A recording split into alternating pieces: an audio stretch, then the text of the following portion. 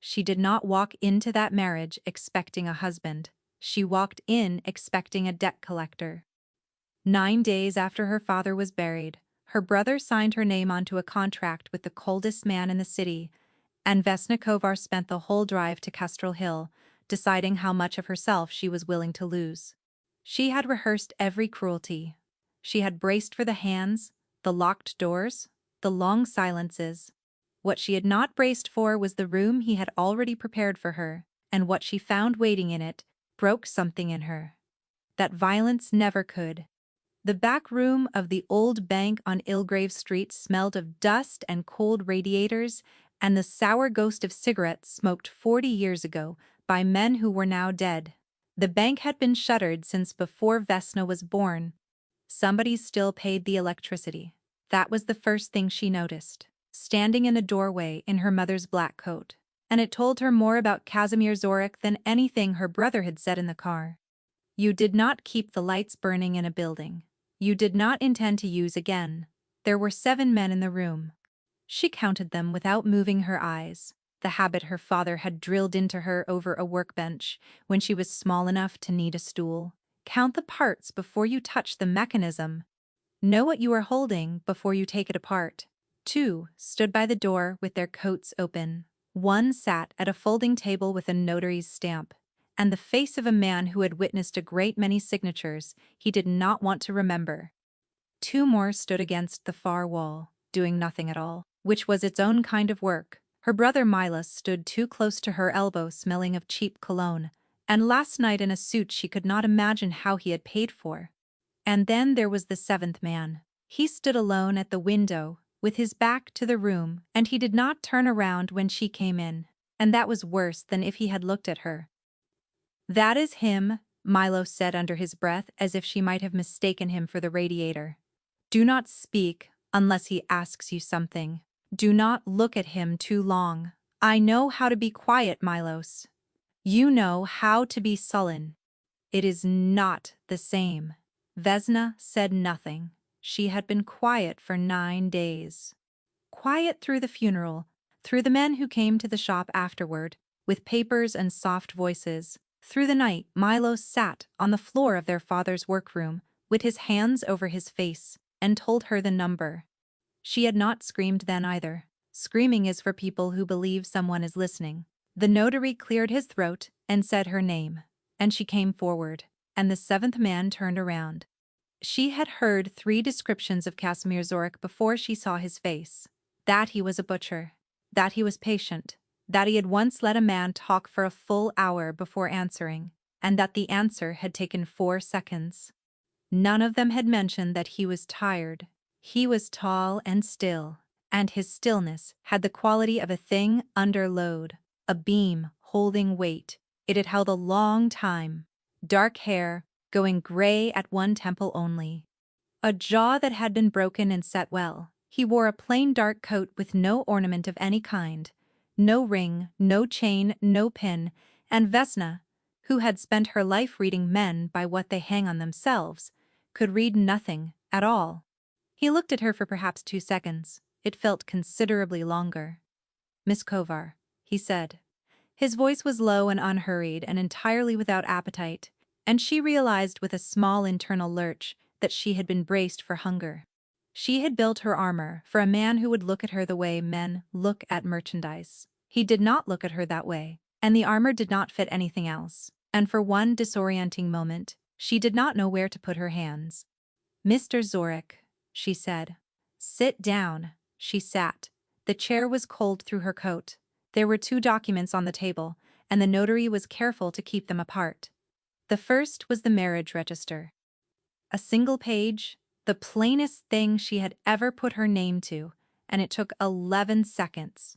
There was no music, and no flowers, and nobody said anything about love, and Vesna Kovar became a married woman in a dead bank on Ilgrave Street at 20 minutes past 4 in the afternoon. The second document was 7 pages, and it was the only one that mattered. The 7 pages were the consideration. That was the word the notary used, and each time he said it, he looked at a spot on the wall above her head. This was the paper that mattered. This was the paper that turned a woman into a payment. The marriage was only the vessel it traveled in. Milos had told her the 7 pages were a formality that she should sign, where the notary pointed, and think about something pleasant. She read it slowly, and she felt the temperature of the room change while she did it, and she did not care, because her father had taught her that the only unforgivable thing is to take responsibility for a mechanism you have not examined. Page 4 was where she found the clause. She read it twice. The language was flat and legal, and it took her a moment to understand what she was looking at. And then she did, and the room went very quiet and very far away. It was written in the same tone as the paragraph about the shop lease, as though it were a matter of inventory. Her hands did not shake. She was quite proud of that afterward. She looked up, and Casimir Zorik was already watching her, and had been for some time. He crossed the room. He did not hurry. He reached past her shoulder without touching her, took the pen from the notary's hand, and drew a line through the whole of page 4, top to bottom, and then a second line through it, and initialed the margin. "Amend it," he said to the notary. "Mr. Zorik, that paragraph was requested by the other party. It was quite specific about the terms of the transfer. I am aware of who requested it." He set the pen down beside her hand, close enough that she could see a small nick on his thumb where something had recently gone wrong. "Amend it." Behind her, Vesna heard her brother make a sound. A small sound, high and quickly swallowed, the sound of a man watching money walk out of a door. She did not turn around. She was looking at the black lines on page 4, and the initials in the margin, and she was thinking that she had just watched a man delete the entire reason she was in this room, and that she would not understand it for a very long time. "Do you understand the terms?" Casimir asked her. "I understood them 10 minutes ago." "Then read them again." She read them again. When she signed her whole name, Vesna Alenka Kovar, in her father's careful hand, because it was the only hand she had ever been taught. Casimir signed beneath her. His signature was small and unlovely, and looked like a man trying to take up as little of the paper as possible. The notary stamped it. Somebody by the door coughed. Outside the window, the light had gone, the color of a bruise. She reached under her chair and picked up the only thing she had brought with her, a carriage clock, brass and glass, the size of a loaf of bread, wrapped in a tea towel because she had not had a box. The bezel was scratched. The glass on the left side was cracked in a hairline that ran from the corner like a strand of hair. It had not kept time in 11 years, and she had not been able to leave it behind. Mila saw it and laughed, too loudly, the way he did when he was frightened, and he said it to the room and not to her. "She brings a broken clock. 7 generations of Kovar in this city, and she brings a clock that does not even tell the time." Nobody laughed with him. Casimir Zorik looked at the clock in her arms for slightly too long. Then he picked up his coat from the back of the chair, and he walked to the door and he said, without turning, "The car is outside." They kept her in the corridor for 9 minutes, while the men talked in the room behind her, and in that time, 3 people told her what her life was going to be. The notary came out first. He would not meet her eyes. He put on his hat and said, to the wall beside her head, "There is a woman on Saro Row who stitches people quietly and does not ask questions. Anna at the pharmacy knows how to find her." Then he went down the stairs fast, like a man leaving the scene of something, and Vesna held the clock against her ribs and understood exactly what he expected her to need it for. The second was one of the men by the door, a heavy young man with a burn scar on the back of his hand who could not have been more than 20. He looked at her the way you look at a dog left in a car in summer. He did not need to say anything. The third was a woman in a cleaner's smock who came through with a bucket and stopped and looked at Vesna's black coat and the brass clock and said, quietly and with enormous kindness, "Do not fight him at the start. Fight him later, when he is bored. At the start they are all watching." Then she went into the room with her bucket and closed the door. Vesna stood in the corridor and rehearsed. She had made a list, and she went through it. Now item by item, she would not cry in front of him. That was first, and it was absolute. She would eat whatever she was given, because a body that is fed can run, and a body that is not, cannot. She would learn the house, every door, every stair, every window that opened, and every window that did not.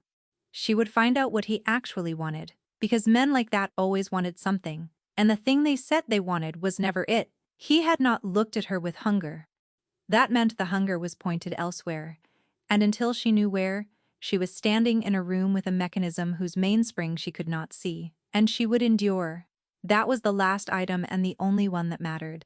She had watched her father endure for 11 years after his hands began to shake, and he could no longer hold the loop steady. She had watched him get up every morning and go down to a workbench he could not use, and sit at it anyway.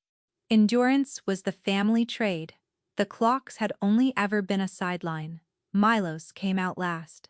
He put his hand on her shoulder, and she did not shrug it off, and he leaned in close enough that she could smell the brandy underneath the cologne. And he said, "You did well. You did very well, Vesna. You were perfect. Do not touch me." He took his hand back. He did not apologize. He never apologized. He only changed the subject. And he changed it now, with the smoothness of a man who had done it his entire life. "Listen to me. This is not forever. A year, 2, at the most. And then the debt is clean, and you come back, and we open the shop again." He was talking very fast. "But you have to help me. When you are inside, when he trusts you, you ask him about the shop. What he means to do with it, and the workroom. Whether he has been down into the workroom. That is all I am asking." Vesna turned her head and looked at her brother. He was 31 years old. He had their mother's mouth and their father's hands, and he had never used either one to make a single thing that worked. And he was frightened, and he was sweating, and he was standing in a corridor, asking a woman he had just sold whether the man who bought her had been into their father's workroom. Not whether she would be hurt. Not whether she would be safe, whether anyone had been down into the workroom. "Goodbye, Milas," she said. He said her name twice as she went down the stairs. She did not stop, and she did not look back, and she was almost at the street door before she understood that the strange sensation in her chest was not grief. It was the sound a spring makes, very faintly, in the second before it breaks. The car was long and black, and it smelled of leather and rain. She had expected to be put in the back with him. She had prepared for the closeness of it, for the arm along the seat, for whatever conversation a man like that considered an opening. Instead, the driver, a courteous man of about 50, who gave his name only as Radek, opened the rear door for her, and Casimir Zorik got into the front passenger seat and shut his door and did not turn around. Vesna sat alone in the back with the clock on her knees, and did not understand what was happening to her. The city went past. She watched it with the attention of someone memorizing an escape route. They came off Ilgrave and crossed the canal at the weir, where the water ran the color of weak tea, and along the edge of the market, where a man was hosing fish scales into the gutter. This was her city. She knew the shape of it, the way she knew her own hands. Then they turned north, and it stopped being her city. The streets widened. The noise fell away. She watched the buildings straighten up and put on better coats, and she found herself gripping the clock harder and made herself stop. Twice she caught the driver's eyes in the mirror, and both times he looked away. Pity. Possibly. Or the professional discomfort of a man who has driven this route before with other women and knows how it usually goes. It began to rain about 20 minutes out. Casimir Zorik had not spoken since the bank. He sat with his forearm along the door and his head slightly turned, watching the road. And Vesna studied the back of his neck and made her inventory. A scar under his left ear, thin and white and old. A coat collar worn through on the inside. A small frayed patch, the kind of wear that takes years and that a rich man would have replaced. He had not replaced it. And a habit, when the car slowed, of turning his head toward the passenger side and correcting himself. She watched him do it 4 times before she worked out what it was. He was checking on her, and he did not want her to see him do it. A man who wanted to frighten her would have looked at her. A man who did not care would not have bothered. The man in the front seat was doing something else, and she had no name for it, and not having a name for a thing was in Vesna Kovar's experience the precise condition under which people got hurt. "You are cold," he said. She had not moved. She had not made a sound. She had been very careful about both. "I am fine." Doc Hazimir reached down and adjusted something on the dashboard, and warm air began to come from the vents behind her seat, and he did not say anything else, and he did not turn around. Vesna looked out the window and found that her eyes were stinging, and she was so angry about it that she pressed her thumbnail into the pad of her finger until the feeling went away. She had a plan for cruelty. She had a plan for hands, and locked doors, and long silences, and a plan for the night, and she had gone over it so many times in 9 days that she could have recited it in her sleep. She did not have a plan for warm air from a vent. The gates of Kestrel Hill came out of the rain at 5:30. They were iron and very tall, and they opened before the car reached them, which meant somebody had been watching the road, which meant somebody had been told when to expect her. The house was long and low and gray, set back behind a gravel sweep, and it was not what she had imagined. She had imagined gold, the vulgar architecture of men who had come up out of nothing and needed everyone to know it. Instead, it sat there in the rain like a thing that had been there for 200 years and intended to be there for 200 more. And almost every window was dark. Almost. On the upper floor, at the eastern end, one window was lit. A lamp, not an overhead, the only light in that entire wing. As the car came around the sweep, Vesna saw the shape of a woman move across it and stop, as though straightening something, and then move away. Somebody had been fussing over it, adjusting something. At 5:30 in the afternoon, for a woman who had been sold to this house 9 days ago by her own brother. The car stopped. Radek came around with an umbrella. Gotch Kazimir Zorik opened his own door and stood up into the rain and did not use it. He looked back at her through the open door of the car, and the rain was already darkening the shoulders of that coat with the worn collar, and for the first time all day she saw something move behind his face. He said, "There is a lock on the inside of your door." Then he walked into the house without waiting for her and left her sitting there in the warm dark of the car with a broken clock in her lap and the whole architecture of her endurance coming quietly, terribly apart. The housekeeper was waiting inside the door with a towel over her arm, and she took one look at Vesna and did not say anything about the rain. "Zorka," she said, "I run the house. You will see me in the mornings and not much after that," which most people consider a mercy. She was past 60, broad through the shoulders, with the flat, unbothered face of a woman who had worked in hard houses a long time and made her peace with it. She did not smile. "You will want to see the room."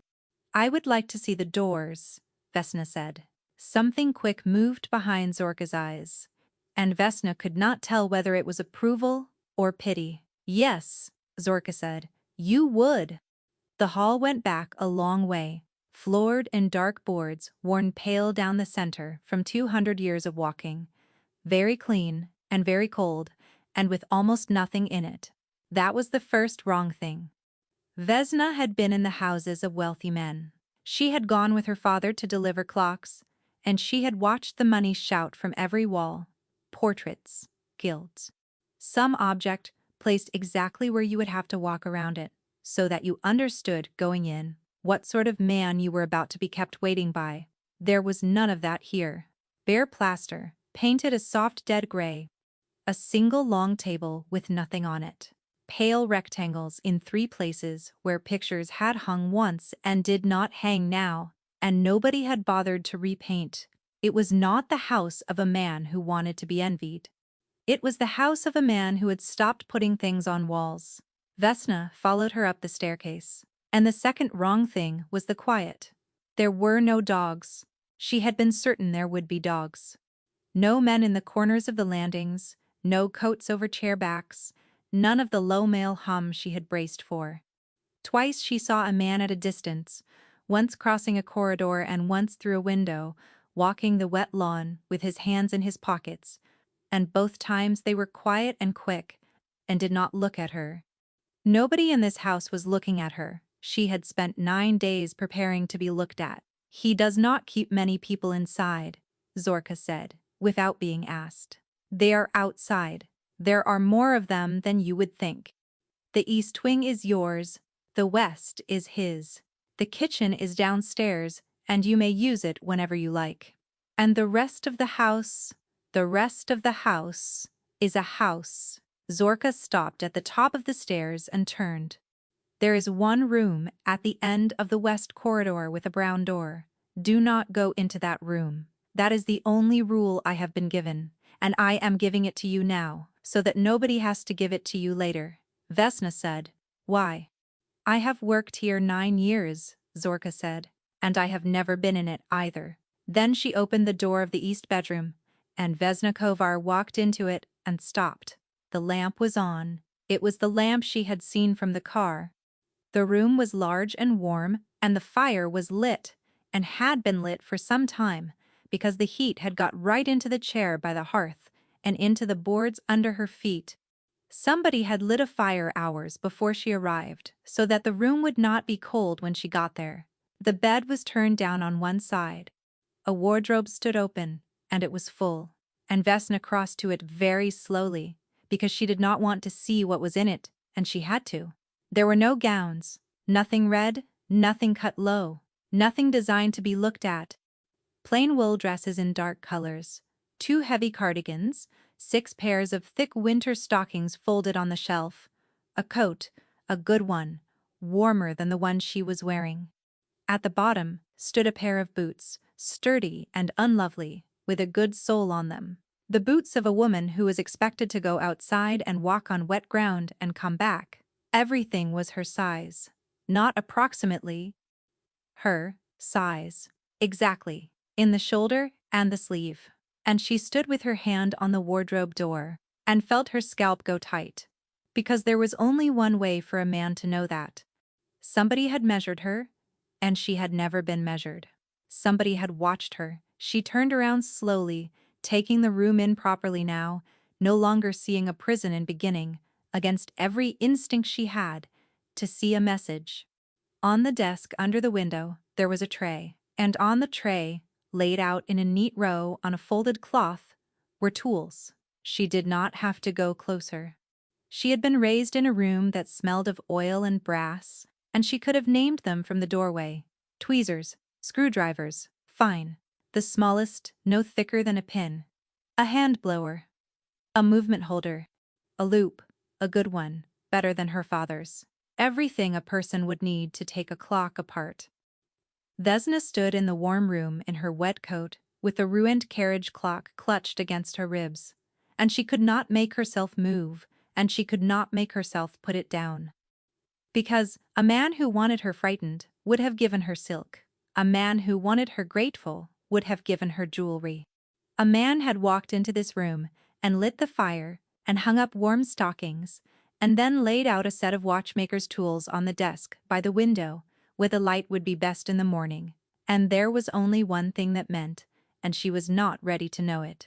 She turned to ask Zorka, and Zorka was gone, and the door was standing open, and the key was in the lock on the inside. She did not sleep. She sat in the chair by the fire until it went low, and then she sat in the dark, and waited for the sound of a man's step in the corridor, because that was the sound the whole day had been walking toward. The step never came. The house did not make the noises she expected. No voices, no doors. Once, far away, a clock struck the hour, and she counted the strokes and noted it was running 4 minutes fast, and then she was furious with herself for noticing. At 1 in the morning, she turned the key in the lock, not to lock herself in. She turned it, and drew it out, and put it in her pocket, and went out into the corridor of a stranger's house, in her stockinged feet, because she had learned something about herself in the last 9 days, which was that she did not much care to be told which door not to open. The corridor was cold, the boards were old and settled, and they did not creak much, and she went along the eastern passage with one hand on the wall, counting doors, counting turnings, until she could see the whole of it with her eyes shut. She crossed the head of the stairs. The west wing was darker. A single lamp burned at the far end, very low, and she went toward it because there was nowhere else to go. And she came around a corner and stopped. There was a door at the end of the corridor, and it was brown. It was a perfectly ordinary door. No iron, no bolt on the outside, no padlock, nothing to keep a person in or out, except the fact that a woman with 9 years of service had told her, that evening, not to go through it. Vesna stood in front of it in her stockinged feet for a very long time. The mind is an obliging machine. It fills a locked room with whatever you have been feeding it, and for 9 days she had been feeding it butchers. She stood there and saw quite clearly what she expected to see, and her hand was cold and steady on the handle, and she thought that it was better to know now than to lie in that warm bed for a month. Imagining it, she opened the door. The room was dark, there was a smell, and it was not the smell she had prepared for, and it stopped her more completely than blood would have. Oil, brass. The faint sharp ghost of methylated spirit. She knew that smell better than she knew her own name. She had been raised inside it. Her hand found a switch, and the light came on, and Vesna Kovar stood in the doorway of the brown room and looked at what Casimir Zorik had been keeping in it. Clocks. The room was full of clocks. Long case clocks along the walls, with their doors open and their pendulums still. Shelves of them, in rows, in stands, laid open on cloths, carriage clocks, and bracket clocks, and skeleton movements under glass. There was a workbench under the window, and on it, laid out in a fan on a strip of green baize, was a stripped movement, half assembled, with the parts numbered on little paper tags in a small cramped hand. And nothing in that room was running. Not one. 40 clocks, 50, and the room was as silent as a held breath. Vesna went in. She did not decide to. She found herself moving, the way you move toward a person you thought was dead. She went along the shelves. She knew them the way you know the faces in a photograph of your own family. That English bracket clock with the fretwork panels had stood in the window of her father's shop for 2 years and never sold. That skeleton movement she had cleaned herself at 14, and she had scratched the base plate by accident with the tweezers, and she had cried about it, and her father had said that every good watchmaker leaves one scar on the first thing they love. She turned it over. The scratch was there. She put it down very carefully, because her hands had begun to shake, and she took 2 steps back and put her hand on the workbench to steady herself. The stripped movement on the baize was a bell strike, French, and it was the one from the shop window. It was the one her father had been working on the last month of his life, when his hands had gone so bad he could not hold the tweezers, and he had sat at the bench pretending to work on it. And she had let him pretend, and gone into the back and cried where he could not see her. Somebody had been working on it. Somebody had got further than her father had.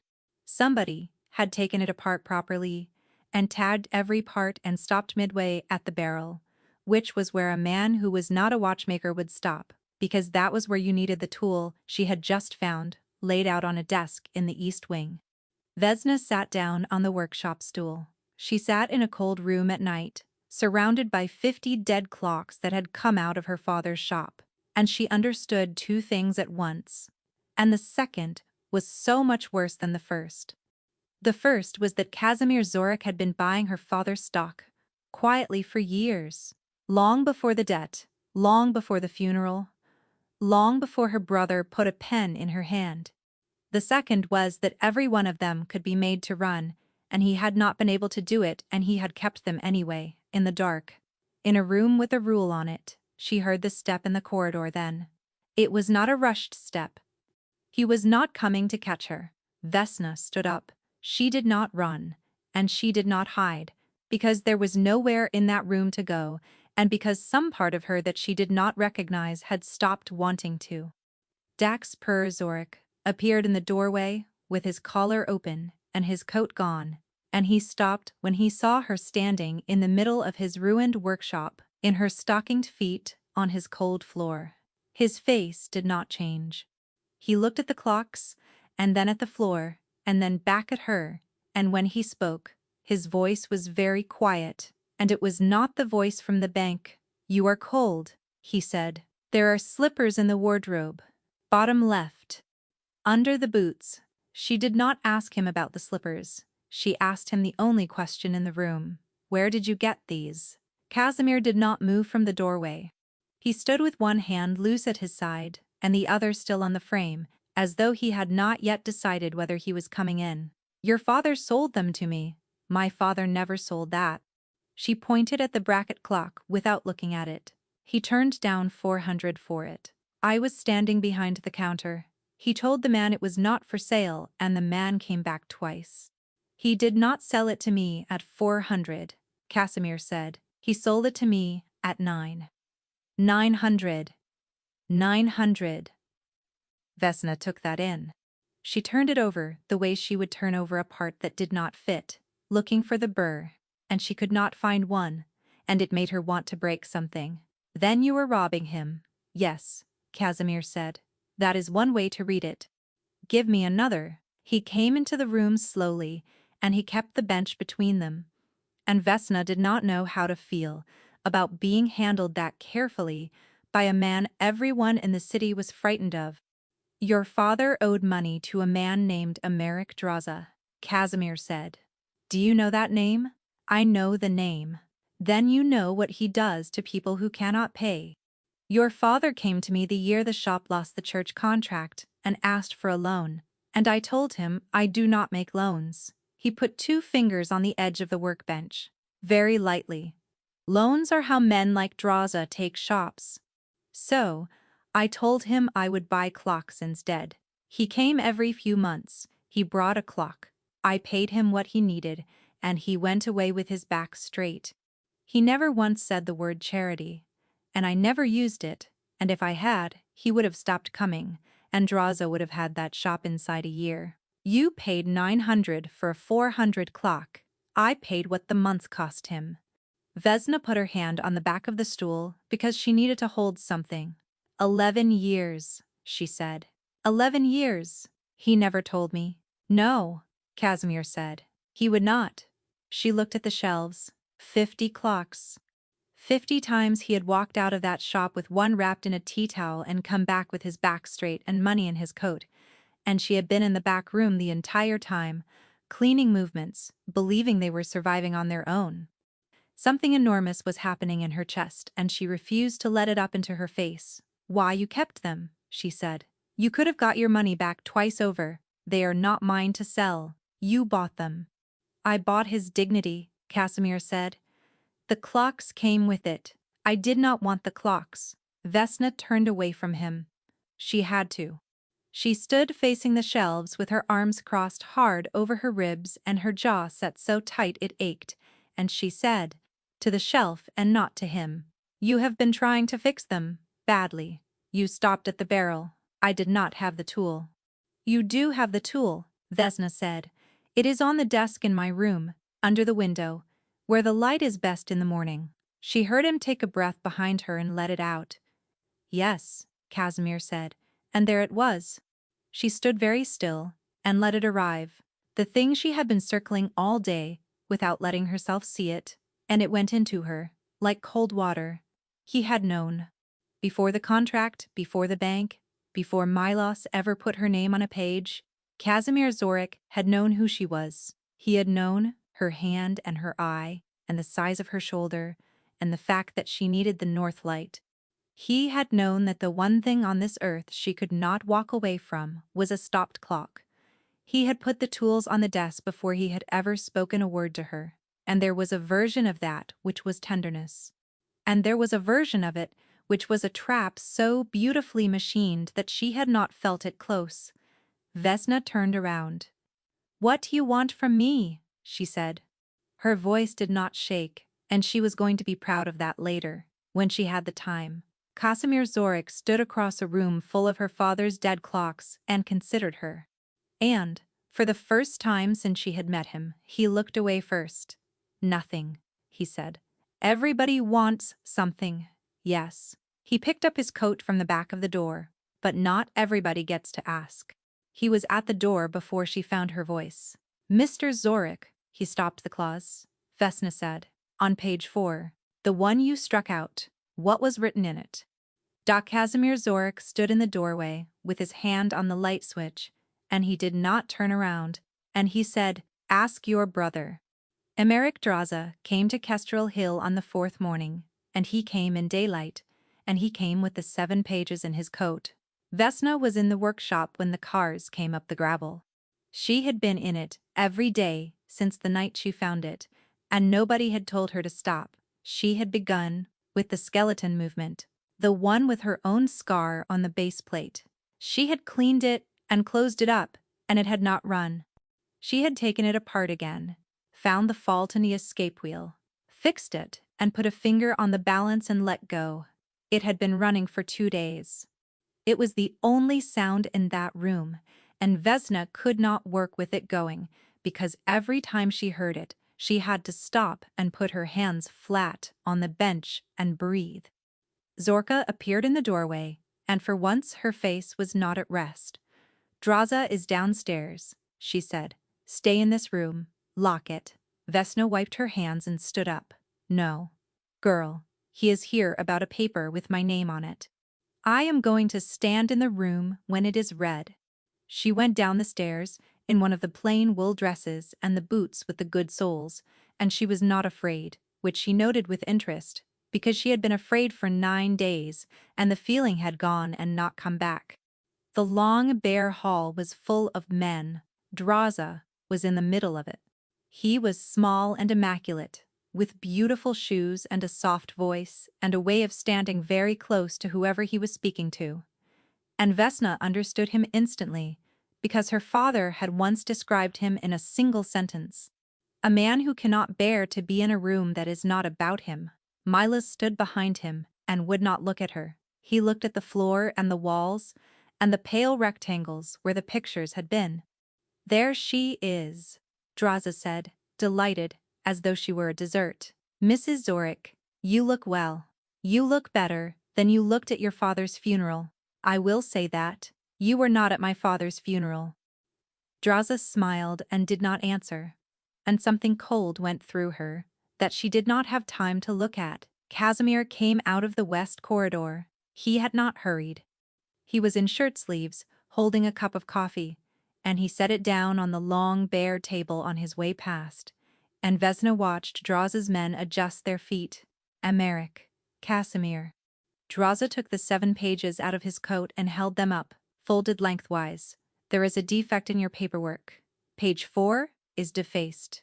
Page 4 is struck. Page 4 was the consideration." Draza's voice stayed soft and pleasant.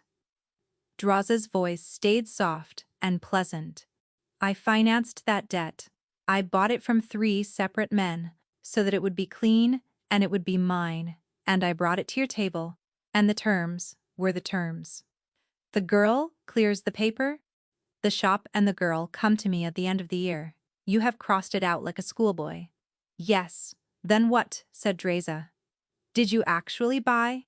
He dropped the 7 pages onto the long bare table between them, and they lay there, folded and creased down the spine, and nobody touched them. Casimir looked at Vesna.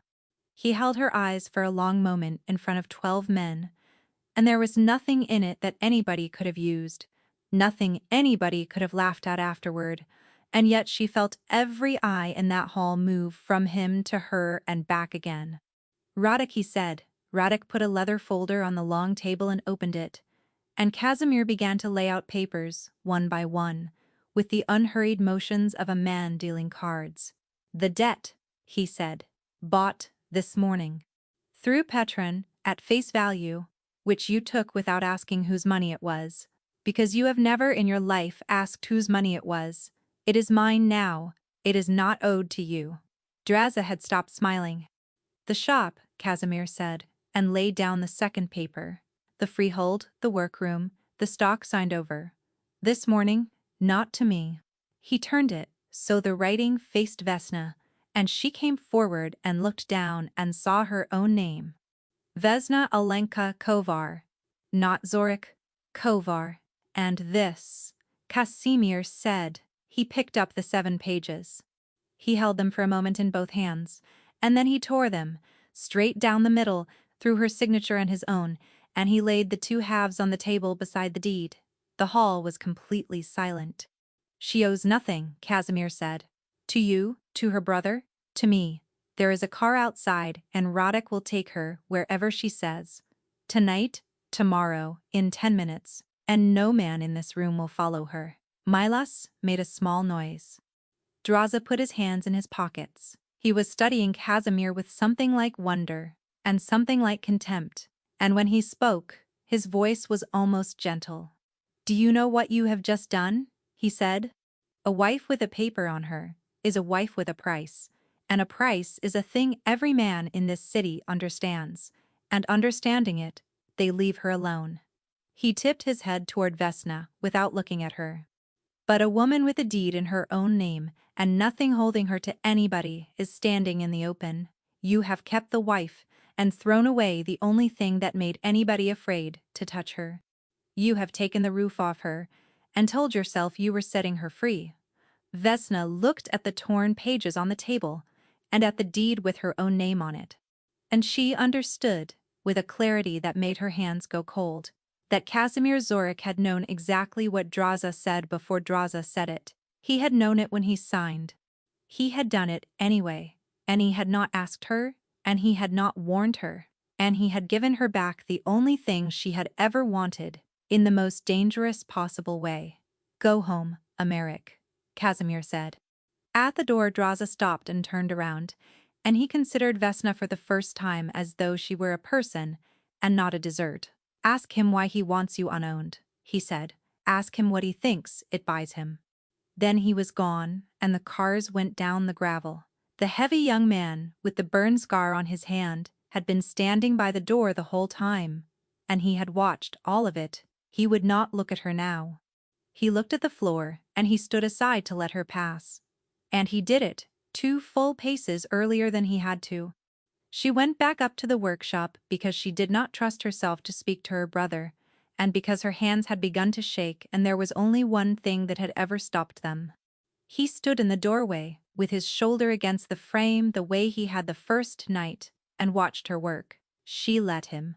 She was letting down the spring of the French bell strike, the one her father had been pretending to work on the last month of his life, and it was delicate and dangerous, and it took her entire attention. Which was the point. She eased the click back with a screwdriver, no thicker than a pin, and let the spring give up its strength into her palm, turn by turn, and neither of them said a word for the whole of it. When it was done, she sat back and looked at her hands, and they were steady. Draza was right, she said. About what? About the roof. Yes. She turned around on the stool. He looked worse than he had in the hall. In the hall, he had been a monument. Here, in the light of the bench lamp with his sleeves rolled, he looked like a man who had not slept properly in a long time and had decided that this was simply the arrangement now. Then why? She said. Because a woman who cannot leave, he said, cannot stay.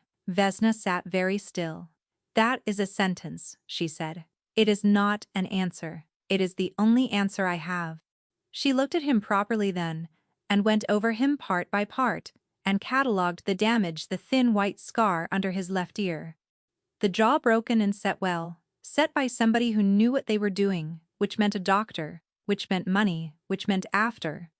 The 2 fingers on his left hand that did not quite close. An old crush injury, badly healed, which meant before. The frayed patch inside the collar of a coat. He could have replaced 100 times over.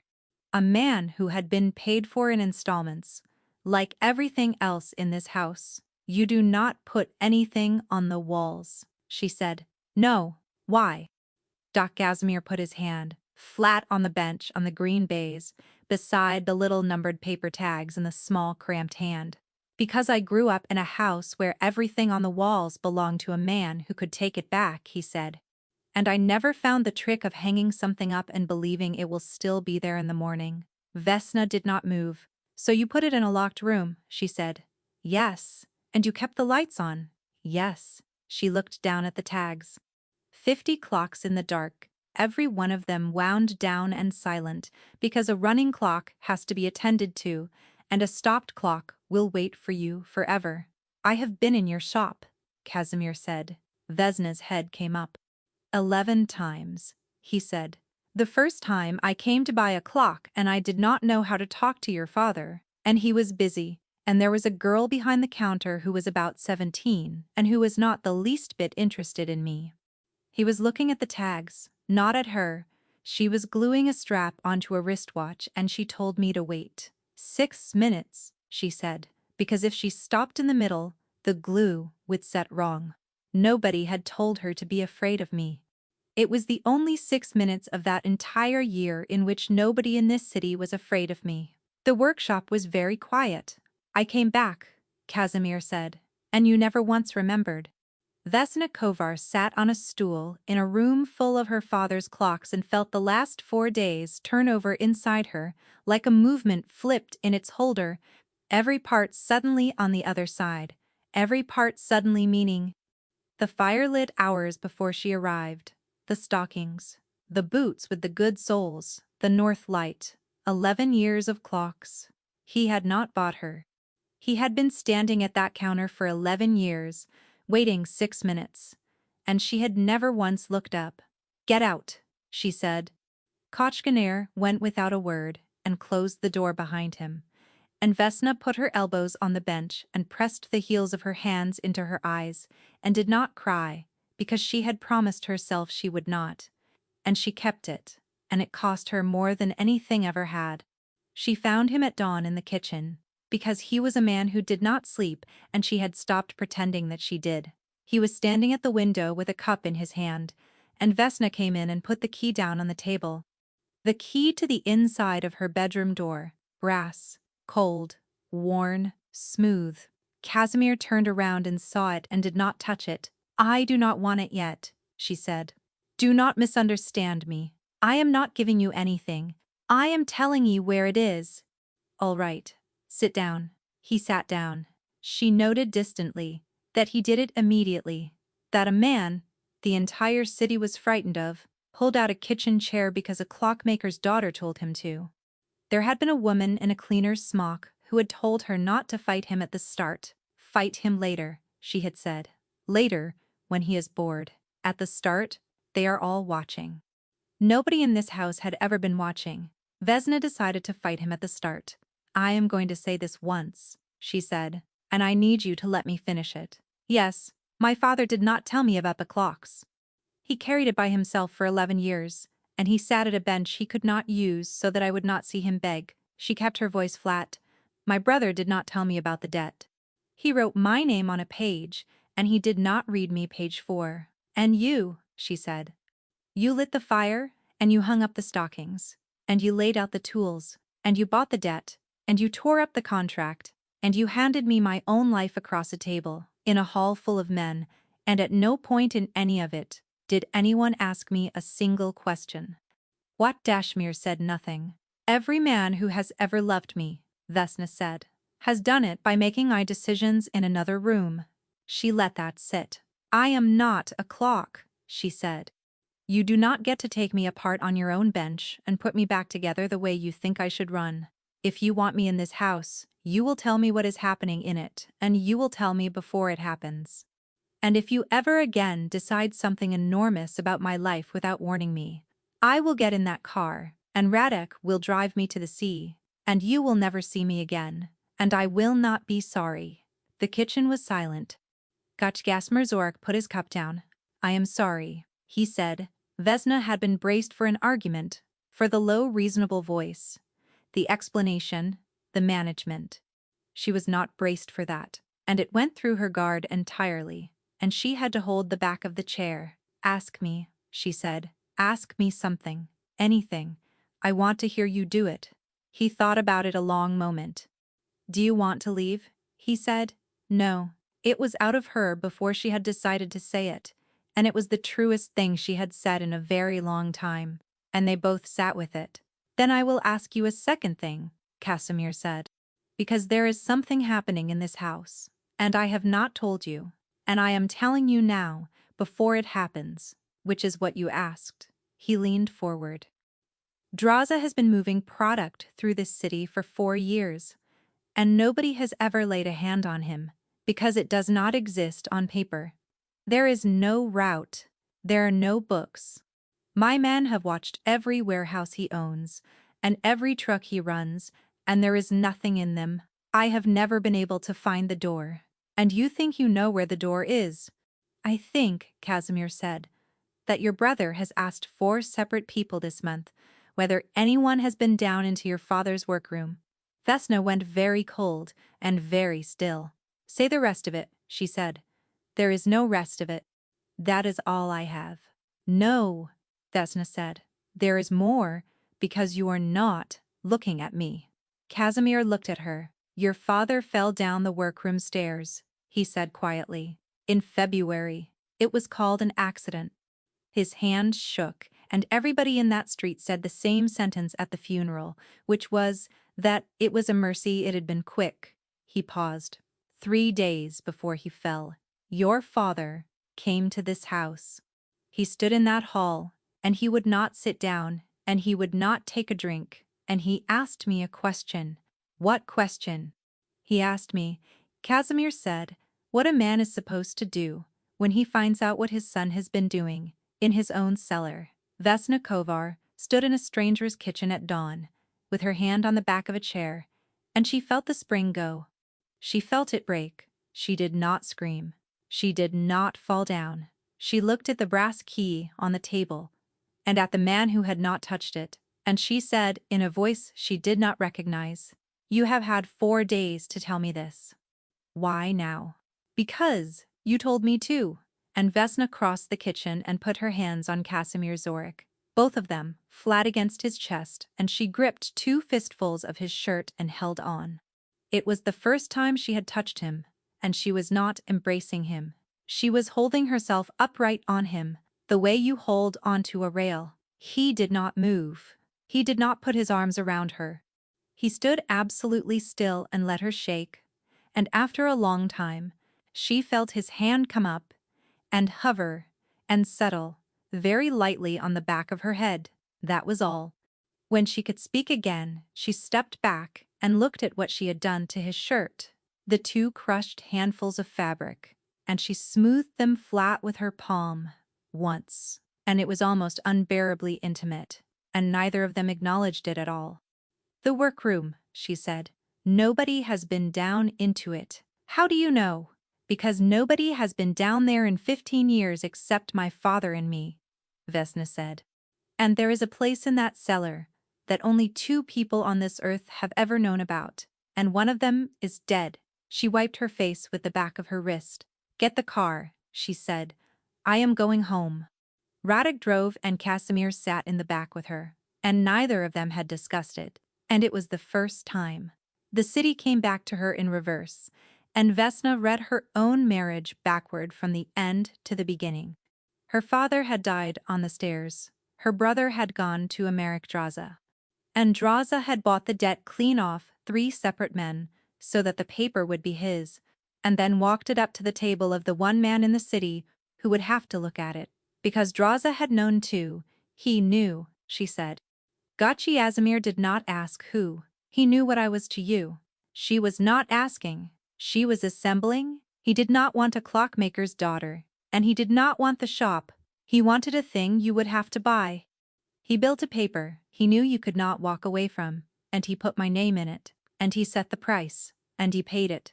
Yes, Casimir said. And you let him find out what you would give up for me. I let him find out, Casimir said. And then I tore it up in front of him so that he would understand he had bought nothing at all. You are not a careful man, she said. I am the most careful man in this city, not with yourself. Gajmir Zorik looked out of his window and did not answer, and the car came into Varick Street. And Vesna understood she had just been told something. and that it was as close as he was ever going to get.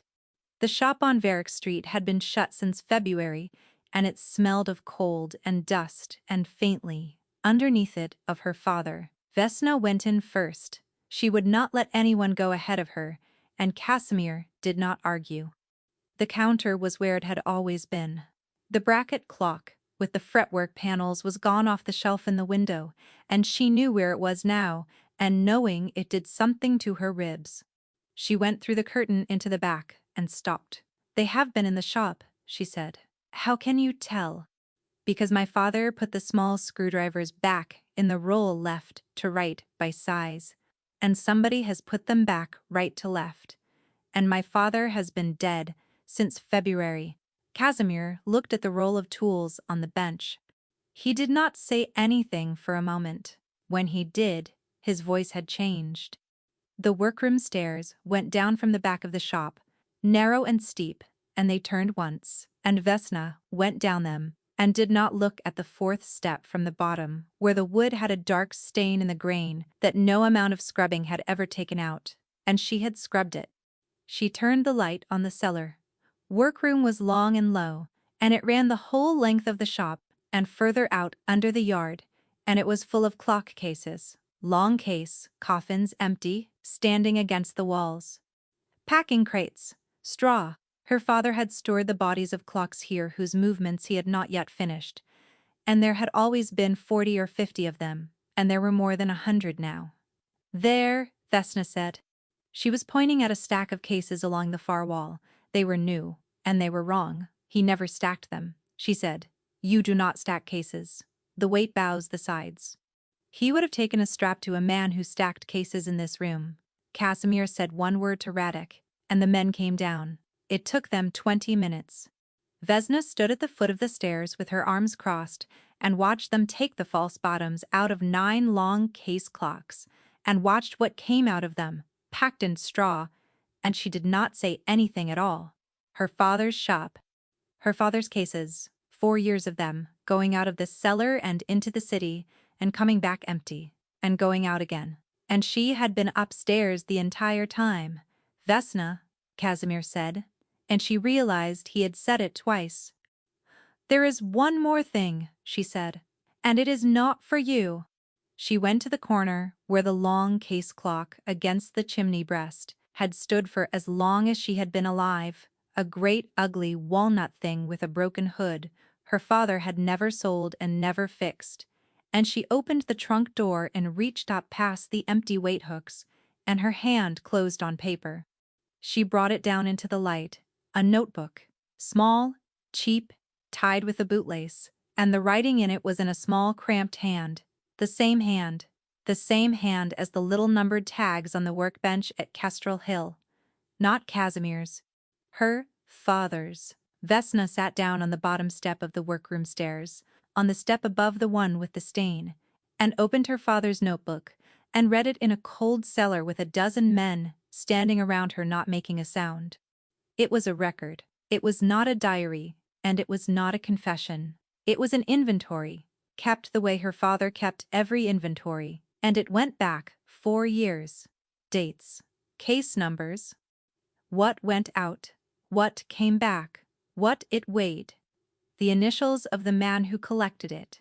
4 years of Emeric Draws's business through the cellar of a clockmaker's shop, written down by a man of 71, with a hand that could no longer hold a screwdriver, in a notebook hidden inside a broken clock. He had been building a case. The last entry was in February. It was 3 lines long, and it was not an inventory, and the writing was much worse, as though it had been written quickly, or in the dark, or by a man who was very frightened. It said that he had spoken to Zorik. It said that he had told Milas he was going to the police in the morning, and that Milas had cried, and that he had held his son on the floor of the shop for an hour. And it said, in the last line, that Milas had gone out afterward and made a telephone call, and that he had come back and would not say who he had called. Vesna closed the notebook. She sat on the step for a long moment, with her hand over her mouth. Then she stood up, and she went up the stairs and through the curtain and out into her father's shop. And she stood behind the counter, in her place, where she had stood since she was 9 years old. And she put her father's notebook down on the glass. Cosmere came up after her. "There's a name in it," she said. "In the last month. The initials of the man who collected. It is not one of Draza's men. It is Draza." He collected himself 4 times. Vesna looked up. "He came into my father's shop, and he stood where you are standing, and he took the crates himself, because it was February, and my father had started asking questions, and he did not trust anyone else to look at him." Her voice did not rise. "He was at the funeral. He said he was not. He was, though. I remember a black car at the end of the street, and I did not think anything of it, because why would I?" Casimir was very still. "What you want to do," he said. And it landed on her then, what she had been handed. Not a rescue. Not a roof. A man who had torn up a contract in front of 12 witnesses so that there would never be a single moment for the rest of her life when anybody could say she had done a thing because she was owned. He was not going to decide. He was going to stand in her father's shop with his hands at his sides and wait. "Draza does not go in the ground," Vesna said. "He goes in a room, say it plainly. This book is worth nothing to a policeman in this city, and we both know it, because he owns 8 of them." She put 2 fingers on the cover. "But it is not the policemen who care about this.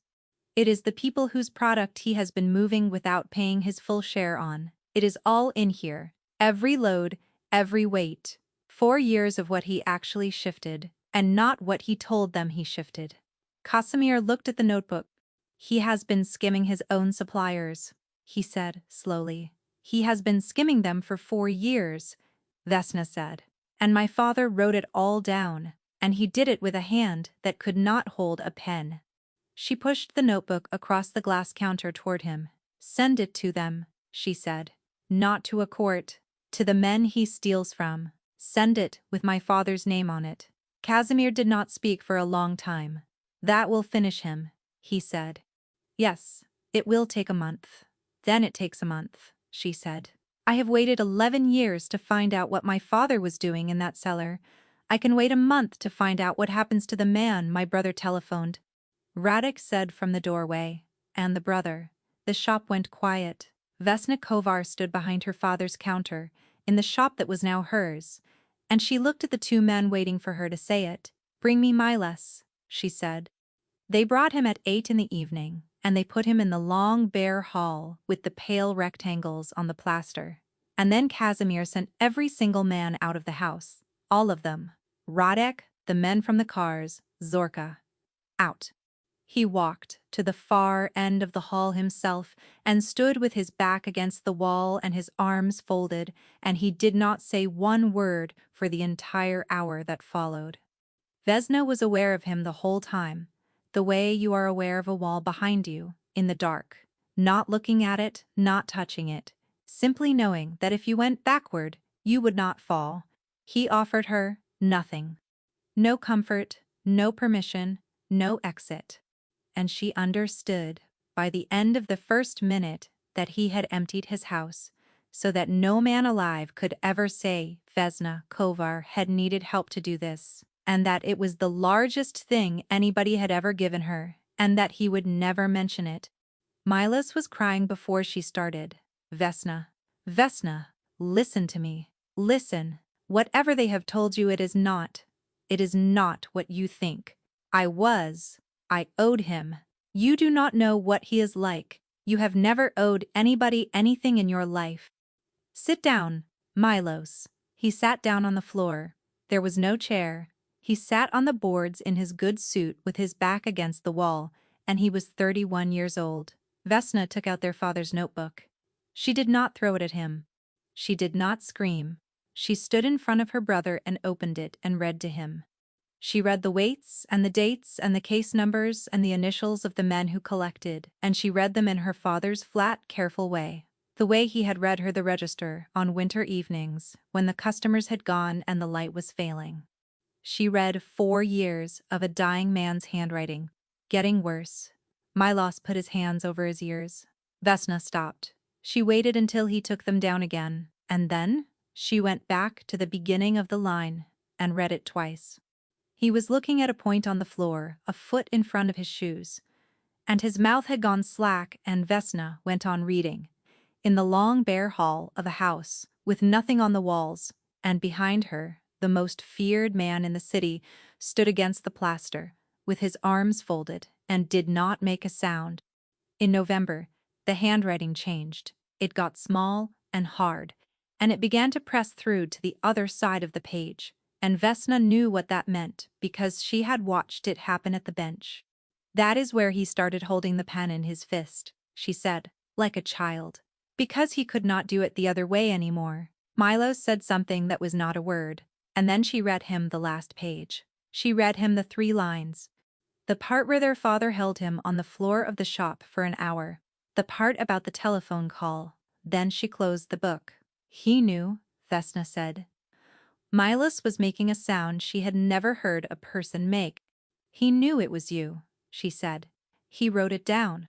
He knew you had gone out and called somebody, and he knew what it meant. And he put this notebook inside a broken clock, and then he went up to bed, in the room above the shop, and he got up in the morning, and he went down those stairs." She crouched in front of him. "He was still coming home to you," she said. "On the last morning of his life knowing, he went down to that workroom and started work. That is what I want you to have. Not the debt, not Draza, that. Every day, for the rest of your life." Milos said, "Give me to them." "No, Vesna. Give me to Draza's people. Let them have me. Let it be finished." "No," she said. "You are not getting that either. You will never stand behind that counter again. The debt is bought, and it belongs to my husband, and he will not forgive it, and he will not collect it, so you will carry it whole for as long as you live." She put the notebook back in her pocket. "There is a train at 10. If you come back into this city, I will not do anything to you at all, Milos.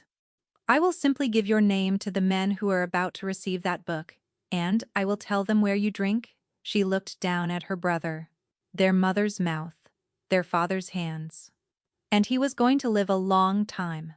"You did one thing for me," she said. "You put me in a car, and you sent me to a house, and you did it to save yourself, and you did not care what happened to me. When I got there," she turned toward the door. "It was the only good thing you have ever done," she said, "and you did not mean it. Vesna. Vesna, please, say one thing to me that is not this." Vesna Kovar stopped with her hand on the doorframe. "You laughed at me," she said, "for bringing a clock that does not tell the time." And she went out. She got as far as the staircase, and then her legs stopped working, and she sat down on the 3rd step. In the dark, she heard the front door. She heard the car go down the drive and out through the iron gates, and she listened to it until she could not hear it anymore. And that was the last thing she ever heard of her brother. Casimir came and sat down beside her, not close. One stair below her, and he did not look at her, and he did not speak, and he stayed there a long time. "He is my brother," Vesna said eventually. "Yes, I have no one." Casimir looked at his hands. "I have been in that shop 11 times, he said, "and I have been in this house for 19 years. And there has never been a single night of my life when someone was in it because they chose to be." Vesna turned her head and looked down at him. "That is the closest you have come," she said, to saying it. "Yes," said Casimir Zorik. "It is. It took 5 weeks." The book went out with her father's name on the front of it, exactly as she had asked, and Vesna Kovar did not ask what happened after that, and Casimir did not tell her. And one morning in April, Zorka put the newspaper down beside her coffee, folded, without a word, and went away to do something in another room. Emmerich Draza had left the city. There was no other detail, and there never would be, and the men he had stolen from for 4 years were not the sort of people who published. She folded the paper and put it aside and went upstairs to work.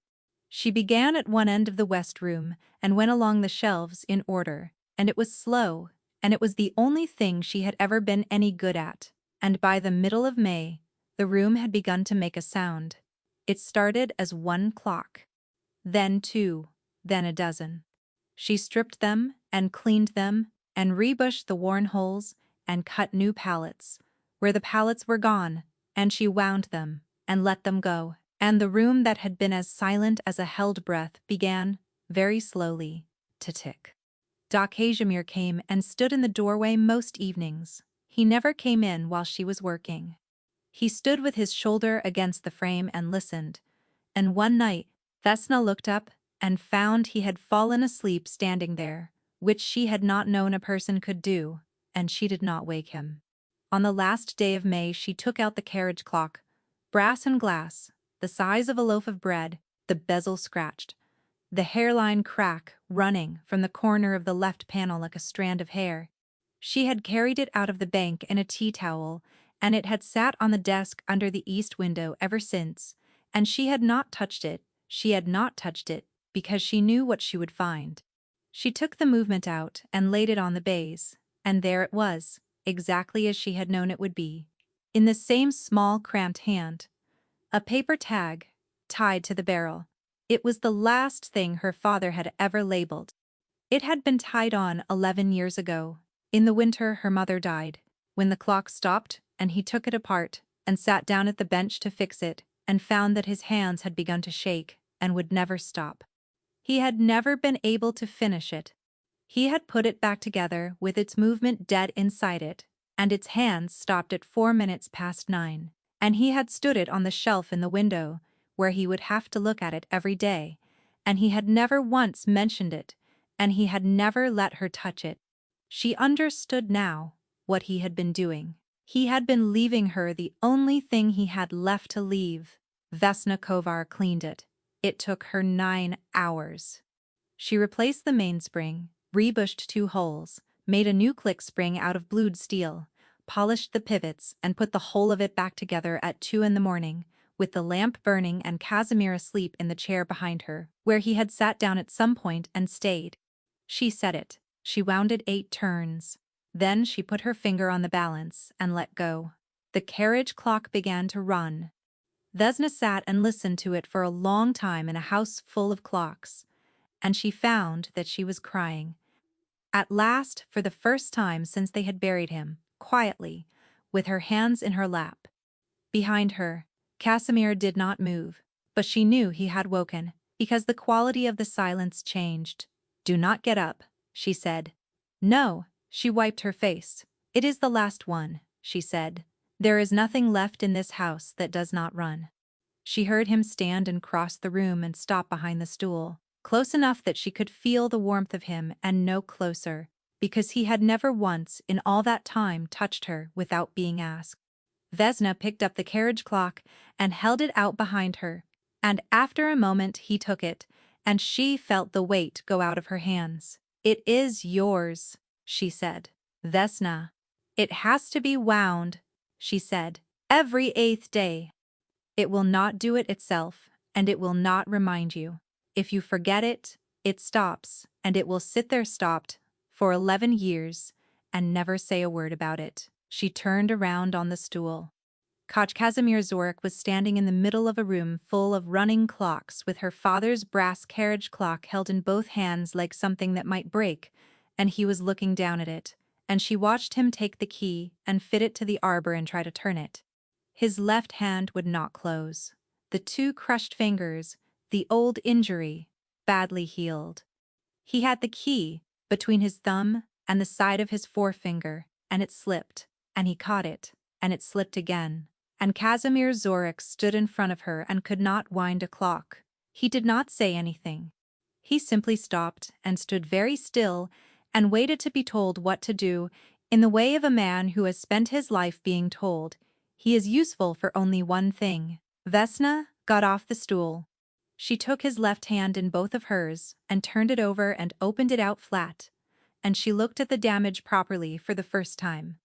Then she put the winding key into his right hand instead, and closed his fingers around it, and took the ruined left one and set it flat against the case to hold the clock steady. "That one holds," she said. "This one turns." Casimir wound the clock. He did it 8 turns, badly, and he did not look up once. And when it was done, he stood with it in his hands, and his head bent, and did not trust himself to speak. Vesna reached into the pocket of her dress, and took out the brass key to the inside of her bedroom door. She put it on the workbench. She took her hand away. Casimir looked at the key for a long moment. He set the carriage clock down beside it, very carefully, so that it stood level and would not lose time, and then he reached out and put his hand around hers, and that was all he did, and it was more than every promise she had ever been made. He never said it, he was not going to. She had understood that about him by the end of the first week, and she found she did not need it, because the man had lit a fire in a cold room hours before she arrived, and laid out a set of tools where the light would be best, and stood at her father's counter 11 times waiting 6 minutes for a girl who never looked up. She had walked into that marriage expecting to be taken apart. Instead, she had been handed, one piece at a time, everything she had ever been told she was not owed. A door that locked from the inside, a shop with her own name on the deed, a room in which nobody decided anything for her, a place where the clocks were kept, the lights were left burning, and nothing was ever thrown away. And Vesna Kovar, who had spent 9 days learning how to endure a cruel man, spent the rest of her life learning how to be loved by a kind one, which was very much harder, and took a great deal longer, and was the only work she ever did that she never once finished. She thought she was being sold, she was being brought home. Casimir Zorik never told Vesna that he loved her. He spent 11 years buying a dying man's dignity at 900 o'clock so his daughter would never have to watch him beg, and then he tore up the only piece of paper that gave him any claim on her at all, in front of every man he had. Because the cruelest thing you can do to a woman who has never been given anything is to give her something she cannot refuse. And the kindest thing you can do is give it to her anyway, and hand her the key, and walk away, and let her choose. If you love the quiet ones, the ones who show you what they feel, by what they build, and what they keep, and what they refuse to sell, then this is the channel for you. Hit that like button, subscribe, and turn on notifications so you never miss a story. And tell me in the comments, what was the moment you knew? Was it the fire he lit hours before she got there? Was it the tools on the desk? Or was it the 6 minutes at the counter? I will see you in the next one.